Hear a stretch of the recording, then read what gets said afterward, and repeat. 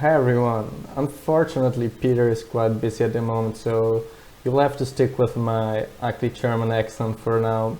But I'll hope Peter will be back quite soon, so you'll be able to enjoy his fancy English accent. So, my name is Ray, and I'm one of the main developers of MineColonies. And over the next week, we'll publish some more videos marked as developer commentary.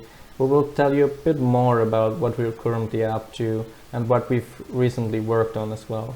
Now, today I want to talk with you about a quite important topic, and that are schematics. And I will tell you a few more details how it works, and as well as special new feature we've implemented. Now, I've prepared a few things here and prepared a little colony. Now, those solid placeholder blocks here, the darker ones, they will guarantee that there will be a solid block at this point in the world. Now, let's scan it in, marking the lower left and the high right corner, or any two corners. And on the third click it will save. We'll be able to place it in the world. Now, I'll use the build tool. I will already show it shows solid blocks depending on the biome, whether flat world, or it will use that a dirt block on default. Now we'll see what the builder will make out of this. Now builder will go home to get his task, and we will soon start working here.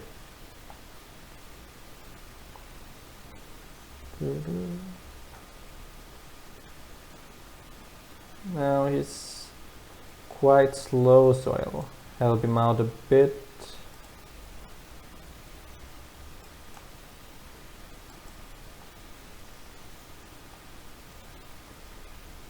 So a bit more, but as you already can see, he left those 4 blocks up here already, like here in the schematic as we scanned them in, since he guarantees that those are solid. So if they're not solid, he will place a solid block at that position depending on the biome, and if they're solid, he will leave it like it is, because that's why it's a placeholder block. Now, almost ready. I have to get out here as well. And we're done. But besides our solid placeholder block, there are already those here as well.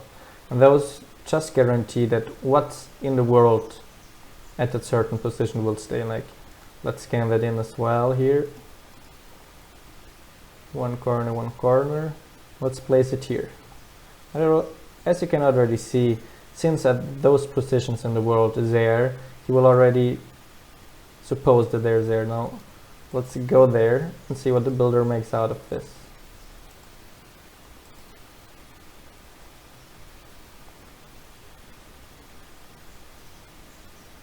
Getting home to get his task first. Now let's see if he has some dirt. Now, as in our schematic, those places where air, he guaranteed that there's air. He left those 2, and since those other 2 are air, he will leave them as it is.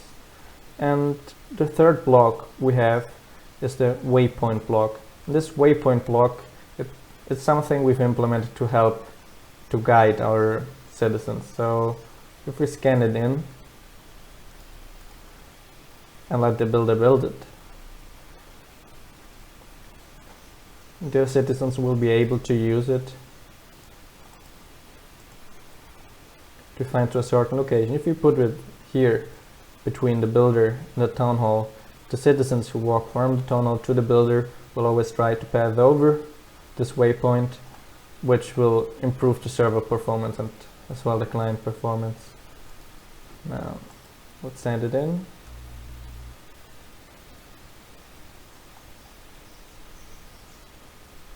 He's getting his task.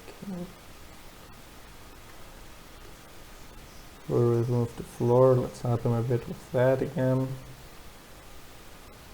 Yes.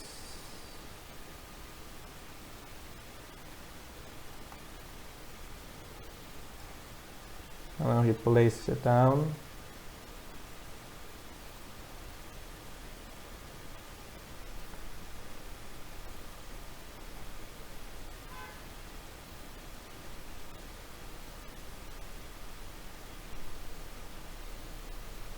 Now, where there was this waypoint block, you can't see it anymore, but if we go into the schematics, into the decorations, in the infrastructure, we can see this here. But this will show you that there is a waypoint, and if you want to remove it, you just place a block where it is, and you wait a few seconds and it will remove. Depending on the server performance, it might need like 20 seconds or more. Now, this also works on SMP, so it does not only work in single player, it also works in multiplayer. But for this, you will have to turn it on in the config file. Now, in the config file, there is a point which means allow player schematics. So if you put that one to true, it will automatically allow players to do that on multiplayer. So what happens to the player, he will place the schematic, the file will be sent to the server, and the builder gets a task. Now, server owners might worry that this might overflow the server, but we've already taken care of that because we set a point to max cached schematics. So if he reaches that number, he will remove the older ones. And we also check if the same schematic is on the server. We calculate the hash, and we also check if it's a valid schematic at all to avoid someone uploading a virus or anything else. Now, while this is quite great, and the end of going to start testing, and also a new system. Now, let's go into creative mode to show it to you. But it's quite nice that the builder builds it for you. That's also really slow. So in creative, we don't need that. We can go to my schematics, the most recent one I scanned in, get it here, point we want it, and if you look right, you might have noticed those two new buttons. Now, the left button here is a nice copy, so place it in the world and it makes a complete copy of it.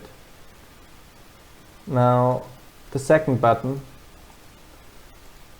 is a paste option, so it will paste it nicely like the builder would in the world. So as you see, he transformed the waypoint already in a waypoint in the world. Now, as you can see in infrastructure here, he already placed a waypoint there. And that does not only work with decoration. So I can take, for example, let's take the guard tower. Let's put it to level 5, like we want it. And paste it. And here it is. Now to remove the construction tape, we just go here, click repair, cancel, and it's ready. And as you've maybe noticed, it's already level 5, so you don't have to worry about any levels. It will paste it in the right level in the world. Like, let's paste it in level 4, for example. And as you can see, it's level 4, and the decoration outside is also level 4. And now this works really great because we're able to cut our testing time in half. And also, if you are testing MineColonies or trying to find bugs, might help you to prepare a colony quite faster, to make a nice video or some nice screenshots. So that's all I want to show you today, folks, and see you next episode.